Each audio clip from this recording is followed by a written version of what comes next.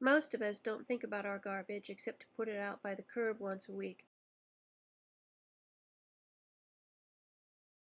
But if we do consider where it goes, we generally imagine mountains of rotting debris spilling out of plastic bags, being picked over by seagulls and other scavengers, before being pushed into a trench to be buried, where many of the materials take hundreds of years to decompose.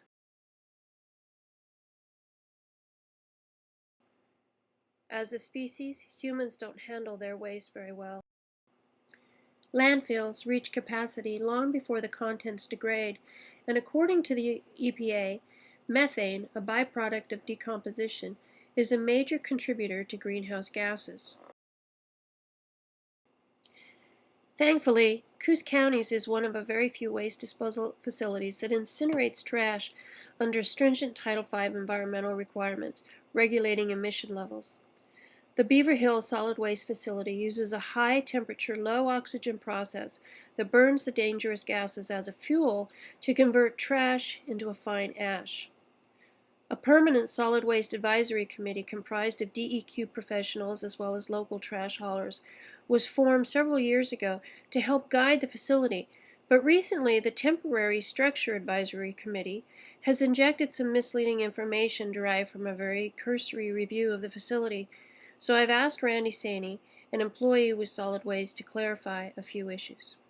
I'll give a quick start here. In 1980, the citizens of Coos County chose to support the construction of the incinerator site.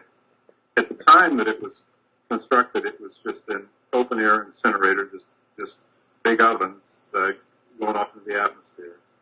And in 1994, the county was confronted with some new environmental regulations known as the Type 5 regulations that required either fairly significant upgrades or the shutdown of the facility.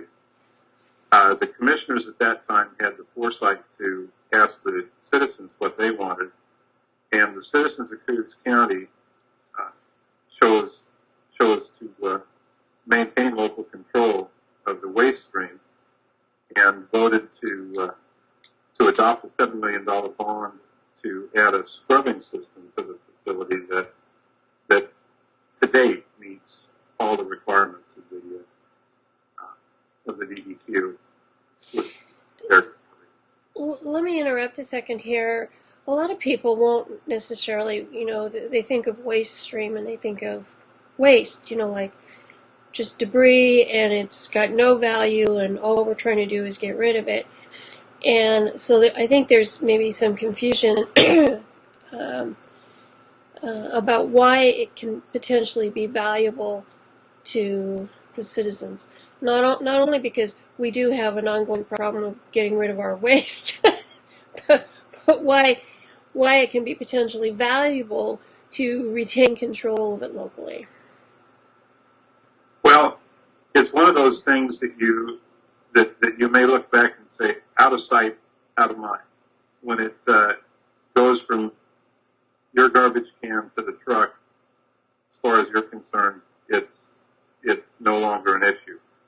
But it truly is an issue for the county, and it is what's termed, the county's responsible for it in a way that's termed cradle to the grave, which means that every bit of waste that's generated in this county is the county's responsibility, even after it's put to rest in a landfill, or in our case, incinerated. And that there's more to a solid waste facility that's just burning it up and dumping it. There is the long-term responsibility of monitoring the site, but there's an equally, if not even more important, responsibility for the waste we send out of our area, out of our county, to these landfills that are just dumping solid waste, untreated refuse in these landfills and then covering them over. We certainly would have a liability, and the sad thing is that I don't even think that it would take a chain of custody to create that issue. I think that the way it's been interpreted, that everyone shares in that liability that has their refuse dumped in a landfill. And sometimes I fear that it could come down to those with the deeper pockets would fit better in an issue that may come to litigation. We already are concerned about our financial well-being here. We wouldn't be able to take on a very lengthy, expensive process. Okay. That we retain that local control. We incinerate. We reduce the volume by 90%. We turn it into an inert ash, and it's tested constantly. Claims made by, I believe I've heard out John Barton state that everyone, quote unquote, knows that incineration is far more expensive to run than a landfill. And I don't know whether that's true or not. However, with a landfill, eventually you're full, and then you have to expand out and you widen your footprint. So I guess it depends on how you value land over time, and not to mention just all that debris. The process that the plant uses actually very little fuel, as I understand. It's a low oxygen burn, and it requires just a few gallons or fuel to kickstart it, and then it basically burns at a high temperature using the material itself, the waste itself, as its fuel. Is that correct? When we're operating, at full strength, we burn absolutely no fuel at all. We do burn fuel in startups, and obviously we use fuel for rolling stock, but the amount of fuel that we use with regard to incineration is extremely minimal, 30 to 45 gallons per startup. Mm-hmm. And I discussed it at a solid waste advisory committee meeting, which happens to be the committee that's invested a large number of years in the process, and it's a bit interesting to have a committee that's designed to look generally at all of the departments in the county come in and act as if they have a wealth of knowledge, at least on the part of Mr. Barton, to say that this is an extremely expensive way to handle waste. This committee, the Solid Waste Advisory Committee, has been in existence again for a long time, and we've had several lengthy discussions about these things, and to date, even after a fairly expensive feasibility study, we're still running because people want us. They know the value of the site, and I won't argue that it could that when the numbers are finally crunched, it could be a more expensive way to do it, and probably is slightly more expensive, but it's not greatly more expensive. And that was one of the things that was discussed in the meetings with the Solid Waste Advisory Committee back in 2000. And back in 2010, a lot was talked about costs on our part of being over $115 a ton for disposal. We've never been that high, and even including the most recent increase, which was triggered by an increase, a rate increase request by the local haulers, the local commercial haulers.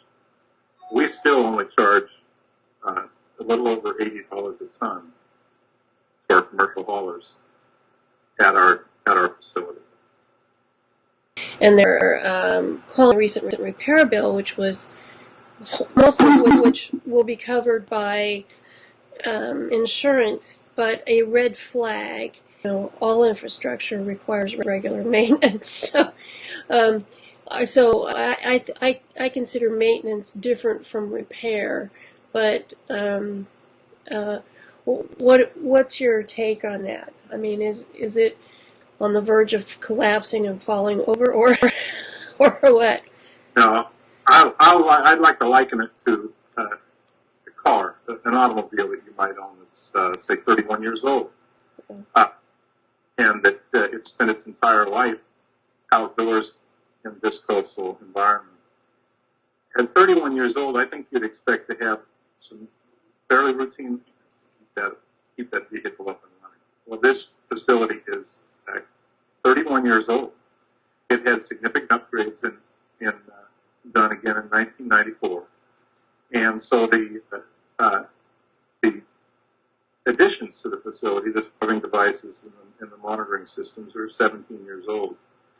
They still meet all environmental requirements, all DEQ requirements, and we just recently passed our one of our fairly our emissions monitoring tests to prove that we're still up and running well.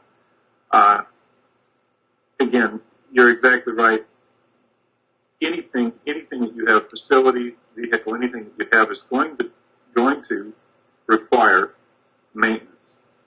But this facility doesn't require extraordinary or extensively costly repairs.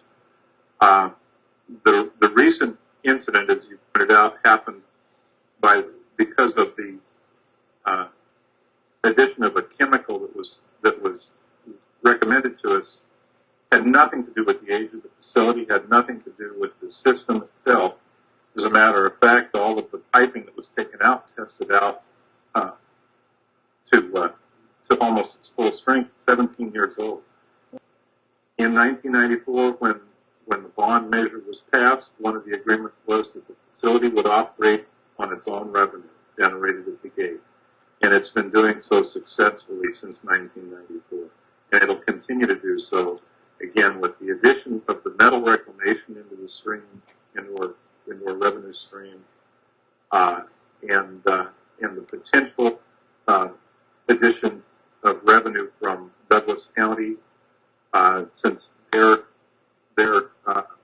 landfill is becoming critically full. They're looking for some place to take their waste, and they're interested in doing business with us. That's, again, another potential revenue stream. And all of these things are positives for our facility.